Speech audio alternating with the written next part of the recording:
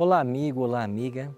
O nosso texto para a meditação de hoje está no Evangelho de Lucas, capítulo 17, verso 32. Lembrai-vos da mulher de Ló. Essas palavras foram pronunciadas pelos lábios do próprio Jesus e soam como uma estranha advertência. O contexto trata dos últimos dias e do retorno de Jesus a essa terra. Então, ele une dois personagens do Antigo Testamento, Noé e Ló. Os contemporâneos de Noé e Ló eram grandes pecadores, mas Jesus não mencionou os pecados deles. Curiosamente, ele faz referência às atividades ordinárias da vida: comer, casar, plantar, edificar. Esse é o aspecto central da questão.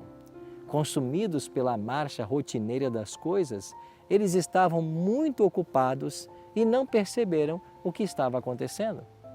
A advertência de Jesus não é contra as coisas comuns da vida, mas contra o perigo de torná-las nossa prioridade. Assim vivia a esposa de Ló, absorvida pelas rotinas. E quando Ló armou suas tendas na direção de Sodoma, eles não tinham a menor ideia do que os aguardava lá. Na próxima vez que os encontramos, a família de Ló está bem instalada em Sodoma. As nuvens do julgamento estavam se formando sobre a cidade. Gênesis 19 descreve como Ló recebeu 2 mensageiros divinos em sua casa e eles ordenaram que ele reunisse a família e saísse da cidade. Ló tentou até persuadir genros e filhas, mas eles não creram nele. Finalmente, Ló, a esposa e 2 filhas solteiras são quase arrastados para fora, como um imperativo: não olhes para trás.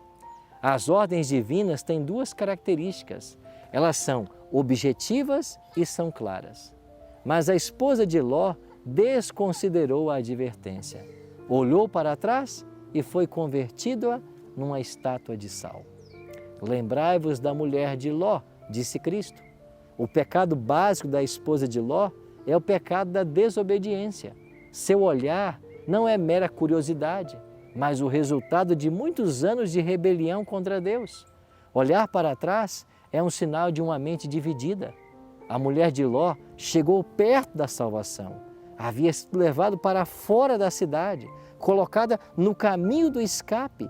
Estava quase lá nos portões de Zoar, a cidade de refúgio. Bastava dar alguns passos mais.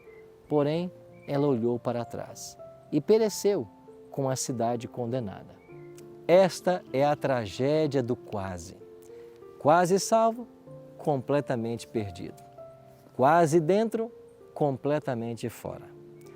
Os que estiverem quase salvos não serão em nada diferentes dos que estiverem completamente perdidos no dia da volta de Jesus. Por isso, ao longo desse dia, quando teremos mais uma oportunidade para o nosso preparo espiritual para os céus, não deixe que o seu olhar volte-se para trás. Não olhe para as coisas desse mundo. Não permita que as coisas deste mundo obscura o seu futuro, o seu destino, a vida eterna que nós receberemos das mãos de Cristo quando Ele voltar. Vamos orar por isso hoje? Pai querido, nos ajuda hoje a lembrarmos da Tua palavra. Lembrai-vos da mulher de Ló. Que nós possamos entender que quase salvos é completamente perdidos. Por isso nos ajuda a não desviar o nosso olhar do céu e nem de Jesus, mas que olhando firmemente para Ele, possamos completar a nossa carreira. É a nossa oração, em nome de Cristo. Amém.